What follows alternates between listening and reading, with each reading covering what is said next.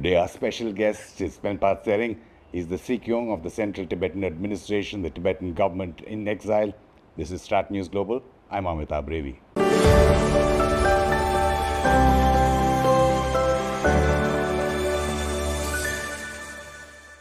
Sikyong, Penpa Tsering, thank you so much for giving us time. I do know you've just come back from a very fruitful US visit, especially in the light of what's been happening in terms of the Resolve Tibet Act, which President Biden signed into law, I think, while you were on US soil. But even though it's completely a definitive move forward, in your view, Sikyong, for concrete action, not just statements, what needs to be done further?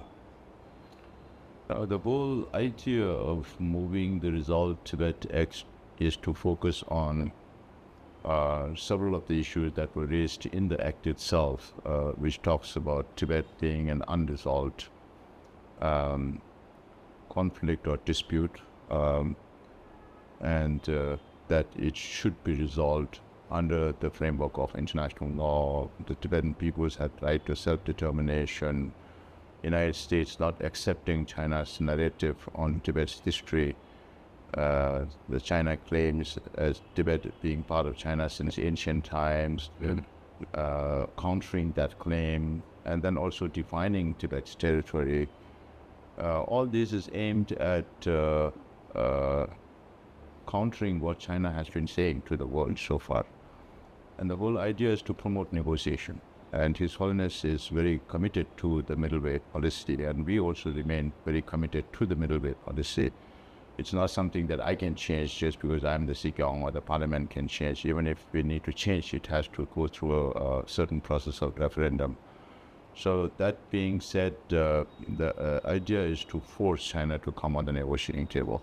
And the focus of the Central Tibetan Administration, led by our Kashat right now, is to see how can we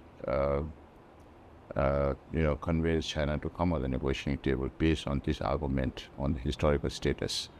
So now the next step is, if China does not respond, of course they don't respond positively, they're always in denial mode or on everything, then we'll have to seek approval from other countries to take similar positions as the United States. So that is where we need to work on.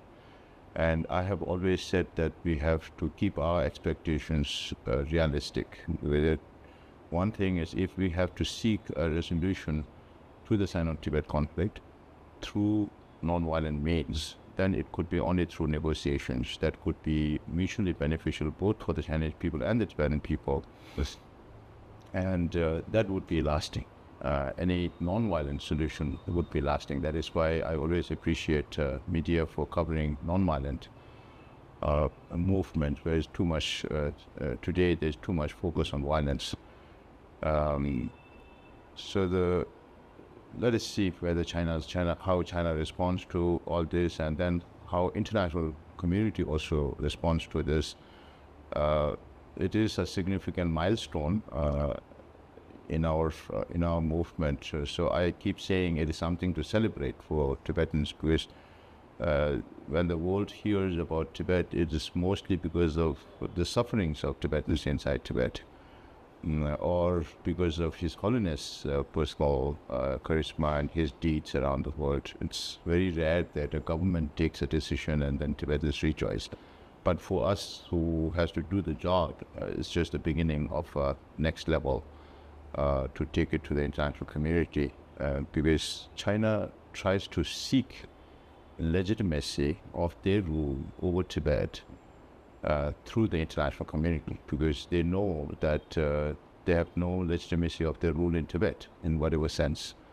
That is our focus, and that is how we need to move forward. One is that, of course, if you have to seek a non-violent solution, then there's no other way than by reaching out to the Chinese. So till such a time, we have to reach out to the international community, because that is what China has been doing. They have been coercing every country to say that Tibet is part of PRC, and we have to counter that narrative. In terms of countering that narrative, Sekyong, now, even though you're saying this is a milestone, the Resolve Tibet Act, which is law now in the US, but and that it puts focus on the fact that the anti-China narrative or the anti-CCP narrative, which is that Tibet was always part of China. But still, in the now law, it still says that it says what China calls the Tibetan Autonomous Region and other parts of Tibet are part of PRC. How isn't that a dichotomy in on one side saying that Tibet has never been part of China, but it's still accepting the U.S. position, bipartisan position there also, right? And but the law itself does not talk about that. The President, stated, correct. after he signed That's true. into an act, mentioned that, and I have always been saying we have to separate these two issues. Our focus was to counter China's false narrative on Tibetan history. Right. Because presently, Tibet is an occupied country under the Chinese rule. And that is the present situation, present position of this, the U.S. administration that we cannot change. It's up to them to change. But countering China's false narrative on Tibetan history itself can mean a lot of things when things change in future, because things are changing all the time. Even now, inside China also, there are a lot of changes happening, or possible changes that could happen. We can even look at a lot of different scenarios as to where China is going, politically, militarily, economically. There are a lot of things that troubles China. So looking at different scenarios, then what are the opportunities and what are the challenges for Tibet? Those are also things that we need to look into very, very deeply and explore possibilities for future. India is a big part of the whole actual Tibetan story, right? I mean, we know that. But when you're saying you would have to start exploring whether other countries should pick up similar kind of policy actions, is the CTA doing that, say, with India? What I'm asking is, say, for example, a BJP appointed Rajya Sabha MP from Sikkim recently in Parliament has advised the government that all government agencies, including the military, the ITBP, any bodies, should be referring to the whole LAC from Ladakh, Sikkim to Arunachal, not as the China border, but as the Tibet border. How are you moving the CTA? What is it doing vis-a-vis India's stand on that? For example, as a media, we would always refer to it as the Tibet border or the China-occupied Tibet border. But the government, the position is not quite that. Now that's something for the government of India to decide. As I was saying, the other reality is that when we reach out to the international community, we don't expect that country, including India, to leave aside their national interests for the interests of Tibet. And that is understood, I think, by everybody. And India has to understand its own national security from that perspective. So when you talk about Indo-Tibet or Indo-China borders, I keep saying India still have not changed the Indo-Tibetan border force or Indo-Tibetan border police in certain areas of the border areas. Now you have the Sikkim member of parliament speaking about this. Earlier you have Pema Khandu, the Honorable Chief Minister of Arunachal, also says that we don't have a China border, we have a Tibet border. So those also underlines the position of the Indian government, even though it's not very explicit. So the whole reality is that where was China when the United Kingdom or British India invaded Tibet in 1904?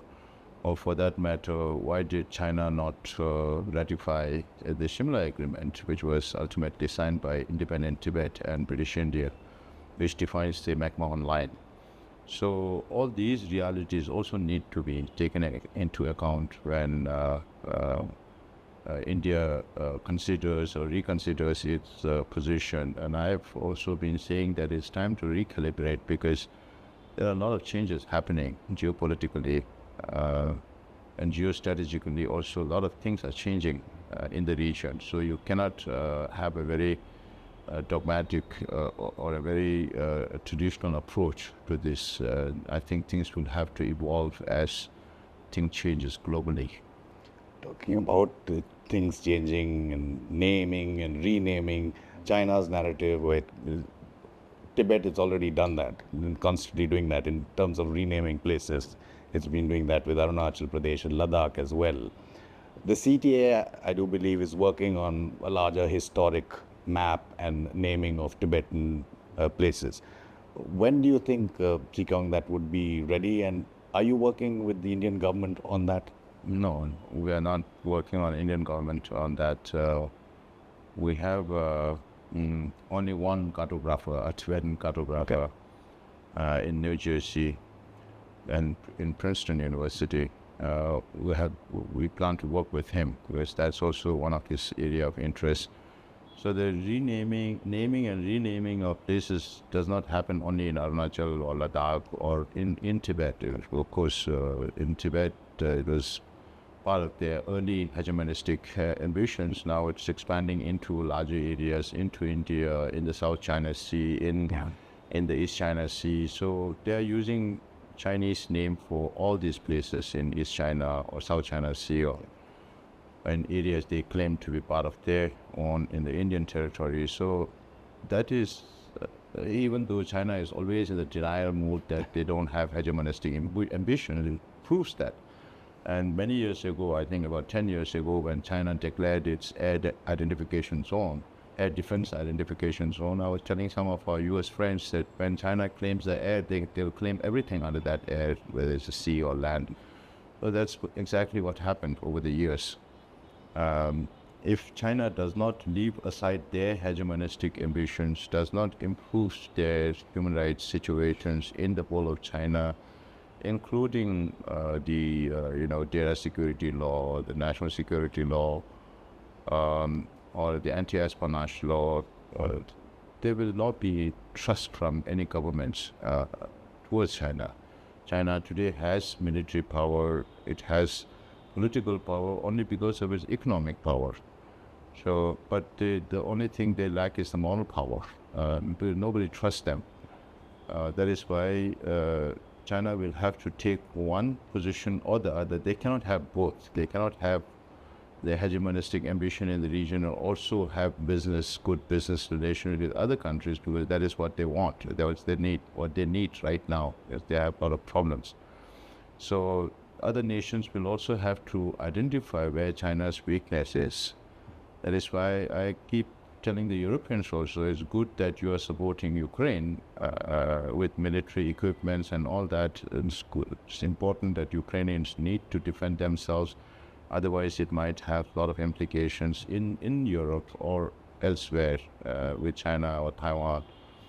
But since we follow non-violence, I keep telling them that one thing that can bring China on its knees is economic.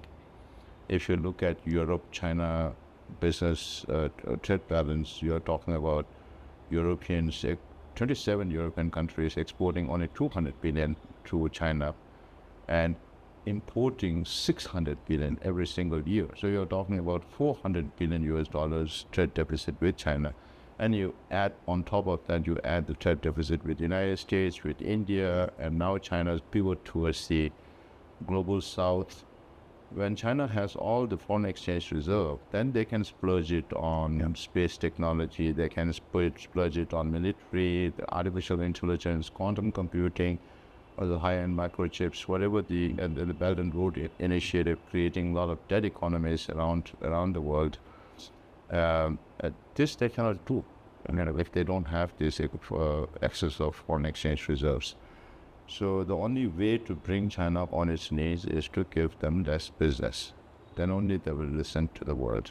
Otherwise, they will not. And unless the governments don't understand that, then it will be very difficult to handle China. Because China will keep doing what they want to do, not listen. Because their ambition is not now necessarily restricted to the rise of China in proper China. They are talking about global security initiative. They are talking about global cultural and civilizational initiative, global economic initiative. So it's all global. They want to export their system of governance. They align all the, they are the biggest bully in the world, and they want to align all the smaller bullies around them. So create a new global order or competition to the Western democratic world that also includes India being part of that sphere. Because ultimately, whether we agree or not, it is a fight between ideologies of democracy and autocracy. And again, when you're talking about naming and renaming and these narratives, which are then tried to be built up as part of historical evidence, so-called evidence, but what is the CTA's position, say, vis-a-vis Ladakh and Arunachal Pradesh? Are they incontrovertibly Indian, or is there some dispute? Suppose Tibet was independent, would there be a dispute about it? We are the main stakeholder in this whole border issue. Yeah. We were signatory to the Shimla Agreement that defines the Indo-Tibetan border on map online.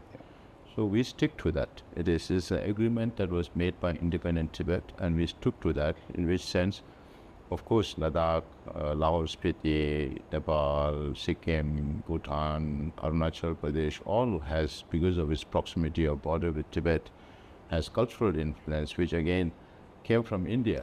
So it's originally Indian. It's coming back to the Indian borders over the centuries. So those cultural relations with the Himalayan states continues as it used to be. But territorially, politically, they are part of India. We accept that. There is no two ways about it.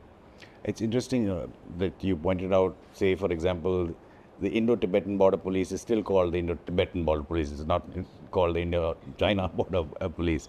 But just again, what can you share with us about Tibetans under, say, Indian command for decades now in the armed forces, whether it's the SFF or the Vikas battalions? They've been involved in Bangladesh is in the news of late. Bangladesh's independence, liberation, they were involved. Kargil, they were involved. They've been involved in action against the PLA as well. Tibetans in the armed forces under Indian command, what can you share with us about their role? And how important is that for Tibet? It was a secret. Correct. Now it is all over the social media, not coming from the Tibetans. When we say secret, whom are we hiding this from? We are hiding this from the Chinese. Yes. But the Chinese government knows everything about the military installations on the border, including the Special Frontier Force, which the Tibetans represent. So this came about historically, only after the 1962 war. We came into exile in 1959. We had this association with the special operations of the United States since 1956-57. Then only after 1962 war, India realized the importance of Tibetans in India, and they decided to recruit the Tibetans, and these Tibetans were trained by the Americans, and this establishment was started. Even in 1964, there was a joint office of Indian Tibetans and the Americans in Saket. Yes. So since then, the recruitments have been happening, and they are playing a very important role in the sense that Tibetans have the lungs to live on high mountains. We lived on the Tibetan plateau for so many centuries or for millennia. So they serve, I think, a very useful purpose, and it's also, I say, a payback in terms of the hospitality that the Indian government has rendered to the Tibetans through the most difficult period of our history, giving refuge to His Holiness and some 85,000 Tibetans who preceded and followed His Holiness way back in 1959-60. So Tibetans in the Indian Army still plays a very positive role. Well, you mentioned about the Bangladesh war, you mentioned about Kargil, even the present conflict in Ladakh. So we are very proud that we are able to play a positive role in defending India's territory. And how, if you can help us understand within the Tibetan circle, say in India, who make decisions, and now generations are changing, right? And is the new generation getting more irritated with progress not being achieved as fast as they want? Is there a strand which suggests that there should be armed resistance or struggle? Even though I know you talked about the whole process of the middle way not being changed so simply, but is that something that is internally discussed or debated within Tibet? No, inside Tibet, there is no chance. No, I'm talking about Within outside. the Tibetan community in diaspora, there have been discussions in the 70s, 80s, when the Tibetan Youth Congress was formed, but there was no serious discussion on taking up arms, because one reason is because His Holiness keeps saying that if Tibetans take up arms, I will no more be responsible for the Tibetan cause. So that also could be a deterrence for Tibetans to take up violence. But even otherwise, pragmatically, how could it work? We are only 6 million Tibetans now, maybe about 7.3 million Tibetans inside Tibet, and it's 1.4 billion Chinese. So even if we take up arms, what are the possibilities of success through violence? Even whether discarding the fact of debate between the merits and demerits of violence and non-violence, even if it is possible for the Tibetans to take up violence, how viable would it be to fight against 1.4 billion Chinese? So, and that would give Chinese more ammunition in terms of suppressing the Tibetans. Because one thing that the Chinese government does not understand is how to handle non-violent movements. They've been studying a lot of other non-violent movements around the world, but every non-violent movement is of different nature. So it's if you use force, if you use violence, then it becomes very easy for the Chinese to say, oh, they are terrorists, or they're doing this, doing that, and then defame us internationally. And internationally also, it will be difficult to get support for violence activities. Sikyogi, you have elaborated at length about the middle way and two polarities, why it's middle way and the two extreme polarities. But do you agree with, say, analysts or historians like Claude RP, who suggest that there should be a third polarity? What they mean is India. So if there are any consultations, negotiations, back channel talks, that India's point of view should also be incorporated in that. What are your thoughts on something like that? I'm sure as and when there are some progress, then there would be involvement of third parties. One thing is that China does not appreciate involvement of I didn't mean parties. I mean the third polarity. When you said the two poles as the extremes and the middle way, should there be a third pole? Maybe not India as a party, but that India's views should be maybe... India's views are definitely very, very important, because India is the only country that has a complete understanding of Tibet's history in the past. Even now, sometimes I get this feeling, does Indian experts really know about Tibetan history also? Because sometimes people say, oh, Tibet became independent during the 13th Dalai Lama's time, after the signing of McMahon Line, Shimla Agreement and all that. But they fail to study the history beyond that. China's claim to Tibet is 7th century, 13th century, 18th century, whereas India as a neighbor, of course, we never had a war, we never had that much of an interaction as much as it should have been happening between two neighboring countries, because of the topography of Tibet, because of the geographical location of Tibet being too high, no transportation.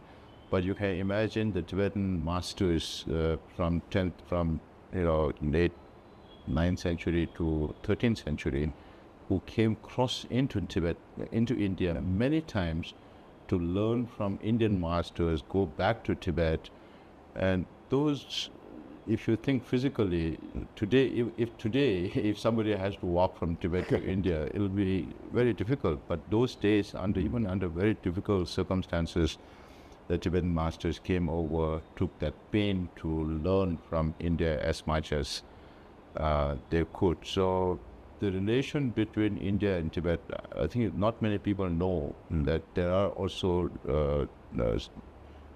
historical analysis that the first king of Tibet came from India, going back 2,200, 2,300 years ago. Then Tibetan script coming from India, the Tibetan Buddhism also coming from India. So we consider ourselves as an extension of an ancient Indian wisdom. And His Holiness always says, I am a messenger of India, or the ancient Indian wisdom. So that is how we look at India from that perspective, the land of Aryavrat, the land of Buddha. So we have so much respect for India. So, and the Indian historians also need to understand China-Tibet historical relations, because China's claim over Tibet in 7th century, 13th century sounds hollow right now, because they keep changing their goalposts all the time. Now, I don't know whether I've not heard, of course, Claude is a very old friend. We lived together in Pondicherry for many years. Was that the time when you had a restaurant? Is that the time, or was it before that? Time. Yeah. 10 years in Pondicherry, 10, 11 years in Pondicherry. So we both know each other. I fail to understand how, in what context he said India could be a third pole in that, because we were talking about the... I presume he's talking about if there's any new initiative in these back channel talks, or that India's position should be on board. I'm paraphrasing what he's saying. No, that is fine. I think from that perspective, it's fine. Yeah. Whether you can have call India a third pole or not, that is something in terms of polarities. Which when we talk about polarities, we are talking about positions of Tibet, the present situation of Tibet under the occupied by China, which is very repressive rule, independent status. But India coming as third pole, of course, India's significance in getting involved in such an progressive movement, if there is any in the times to come, would be welcome. It's something that Indian government has to decide. Sure. We cannot force Indian government to take positions on ours, and that's why I keep saying India will have to consider its own national interests. And the CCP would probably never allow it anyway. As long as we can align Tibetan interests with Indian interests, then we can move together.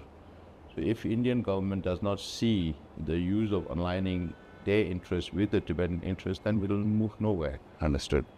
Again, Si Keong, these back channel talks, like who have they been between, and what is this third country or party that has been involved? No, I think and how much progress? Misreported. Right. So I was asked when was the last meeting in the same place here. Yeah. I said it was beginning of last month. It was July beginning. And I was asked, it happened in a third country. I said it happened in a third country. And then some misreported saying that the third country was involved in facilitating that. It's not worth talking about also. It has been 1.5 years since the initiatives came from them, but there is no forward movement. It's just more or less like sending messages, and Chinese still believe that they can buy us out. Just like they think they can buy everybody out. In China, you have the huge anti-corruption move, but they are corrupting every other politician in every other country whom they think they can buy. So what they say and what they do are totally two different things. On that line, corruption of a different kind, has there been moves over the years and decades of, when I say China, I'm obviously meaning the CCP and Xi Jinping, infiltrating the Tibetan movement, Tibetan government, Tibetan decision makers? Has there been any? That's happening all the time. All the time. It's happening all the time, but unfortunately, they are not able to achieve anything. Of course, now in this age of social media, we know of certain people who are being used by Chinese government. We also know for a fact that they pay people money to get information, but then they have so many agencies in China. You have the Federal National Security, the state level, the military intelligence, you have the United Front Work Department, so many agencies doing so many things, and then they get fed with a lot of information which are real, which are not real. So at the end of the day, they are not able to see which information is right or wrong. And then the question is, who is collecting all this information? What are they passing on to the top leadership, and what top leadership are they able to reach? So these are all huge questions, because the problem with communism is everybody tends to lie. They don't really tell the truth to their superiors, and the superiors also don't get the full information. So that is definitely a problem, and we know the transnational repression is also going on within the Tibetan community. So there are a lot of self-censorship also. The only weapon that Chinese government uses is to deny visa for people to come back to Tibet, visit their families, and that is exactly what they are doing to people in the international arena also, like sanctioning Mecca One. He doesn't have a single property in China, but they want to freeze all his property, all that. So now people don't feel intimidated. They know that this is China's way of doing things, and they have to learn to live with it if they are confronting China. And with the passing of the torch, so to speak, and generations changing, how do I put this? Is there any danger of the Tibetan movement getting weakened because of the distance that generations would have from the original being in Tibet? And also, are you worried about the number of people, say, who are even leaving India, Tibetans, to go to other developed countries? Does that dilute the Tibetan cause in any way? I think there are different ways to look at it. Right. If I consider the present situation compared to our generation when we were growing up as youngsters, I think the interest is more, the knowledge is more, the awareness is more. Because when we were growing up, we didn't have much information. So China is closed. Even now, China is closed to many information. But after we came into office, even my predecessors also gave a lot of attention to the youth. That is the reason why we have a lot of youth. So some people whom you mentioned on your program also are part of that. Youth. So we also give a lot of focus to the youth. We have created this platform called the Voluntary Tibet Advocacy Group. So one thing is, one challenge here in India and Nepal is the dispersing compact communities, because of which we have been able to preserve our identity over the last 65 years. And that's all because of His Holiness' long-term vision. But the other thing, the opportunity is also that now you have Tibetans in more than 25 different countries. So all of them are young, educated, they have become citizens there, they speak the language, they understand the system. So if they understand a little more about global politics and its impact on Tibet or China, or what is happening inside China and what's happening inside Tibet, then they cannot be a better advocate for Tibet than Tibetans themselves. So that is why when we travel outside, we make it a point to meet with the younger generation separately. And our whole idea was to motivate them to take up future leadership. And we come back inspired by the youth about how they receive their responsibilities in a manner that we were not really expecting. But the interest from the Tibetan communities, particularly the youth, are showing now. That's wonderful to hear. Again, Sikyong, you met the Dalai Lama in upstate New York on your trip there. He's recuperating well. But do they foresee, the doctors, when he could possibly come back to Dharamsala? When will his, not only Buddhist followers, but followers of all kinds, be able to see him in Dharamsala, in Ladakh, in Arunachal, wherever he used to travel before? So I sought an audience with His Holiness on Correct. 29th of last month, Yeah. 29th of July. And His Holiness said, my knee is improving. So one can imagine he's 89 years of age. Even people who are much younger, undergo such surgeries, take several months to recover. And last few years, His Holiness has been supported from both sides, so it will take some time for him to rebuild his muscles, and physical therapy or physiotherapy are happening. Right now, I'm sure there will be announcement very soon about his return back to India. That's really good to hear again.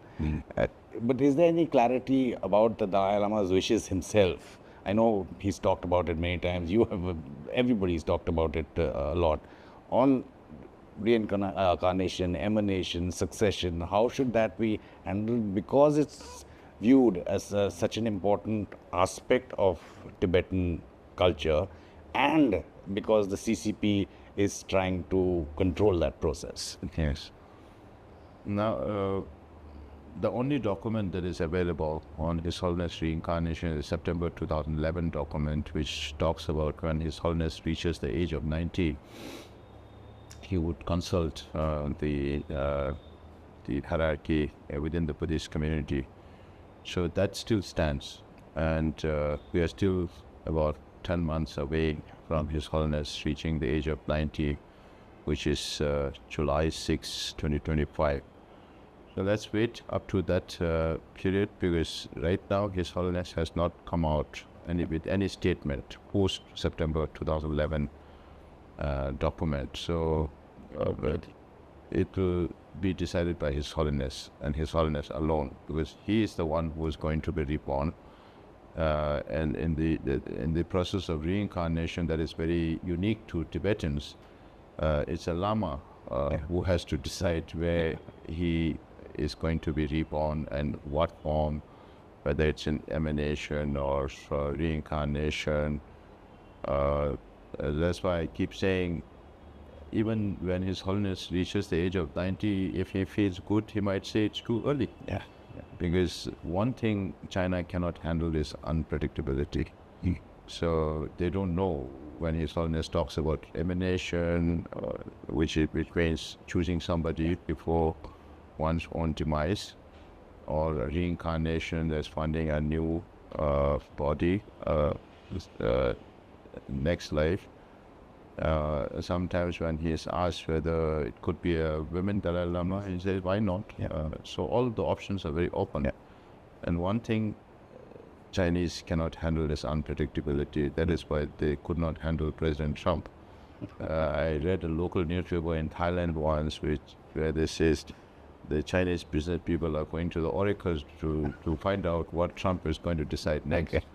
So even in this case also, if His Holiness decides now, then China has all the economic power and the influence over the global south particularly, and they reshape these countries' thinkings.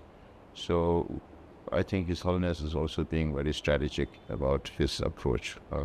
But we can be very, very sure that he and he alone will be responsible for his reincarnation, and he will definitely leave signs and indications regarding his reincarnation. And if and when those signs do come, whether it's 90th or later when he decides that, would you again agree with some analysts who say, we were talking about recalibration of positions, countries' positions in a changing world. Would you agree with analysts who say that it's time that India should also recalibrate its Tibet policy in terms of, even if you take a small step, what the suggestion was that why can India not say, for example, something as simple as we would welcome the 15th Dalai Lama, whoever he or she is, the way we welcome the 14th. That's it. Not where they are from. We are not interfering in the process, obviously, unlike the Chinese, but just to make it clear. Yeah, well, of course, everybody would love to hear something from the Indian government, but I think it is taken for granted from our side that India is concerned. India has a stake in on this. So suppose if if the next Dalai Lama is born in India, then he becomes an Indian citizen. So Right. that makes it more relevant for India. So I'm sure the Indian authority is really thinking about and working on all this. And when they say it, what they say, it would be something for them to decide. I keep saying I'm nobody to advise the Indian government. I seek advice from the Indian government. Sikyong Penpasa Tering, thank you so much for your time and all your patience and giving us all your experience to us and all our viewers on Strat News Global. Thank you so much, Amita, for having us. Pleasure's been all ours. Thank you. And for all our viewers, do send us feedback. You can follow all our social medias for the latest that we put up on our website or interviews like this with the Sikyong on our YouTube channel. This is Strat News Global. I'm Amita Brevi.